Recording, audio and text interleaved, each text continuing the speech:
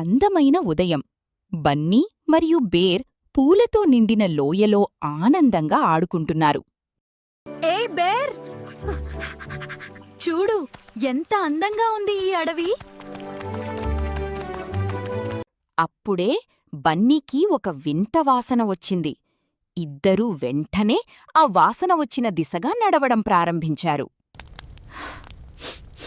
ఇక్కడ ఏదో పొగవాసనొస్తోంది కదా.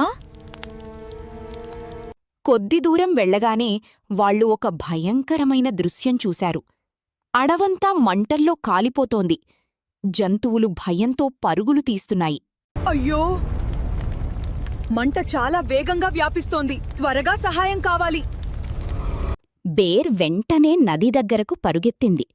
పెద్ద ఆకులో నీళ్లు తీసుకుని మంటలపై పోసింది. మంట కొంచెం తగ్గింది కాని పూర్తిగా ఆగలేదు. మంట ఇంకా పూర్తిగా ఆగలేదు.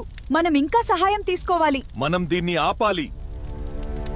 బన్నీ వెంటనే ఒక మంచి ఆలోచన చేసింది. బన్నీ వెంటనే ఏనుగుల దగ్గరకు పరుగెత్తింది. ఏనుగులారా, దయచేసి వెంటనే సహాయం చేయండి. బన్నీ మాటలు విన్న ఏనుగులు వెంటనే సహాయం చేయడానికి వచ్చాయి. తమ తొండాల్లో నీళ్లు తీసుకుని మంటలపై చల్లడం ప్రారంభించాయి.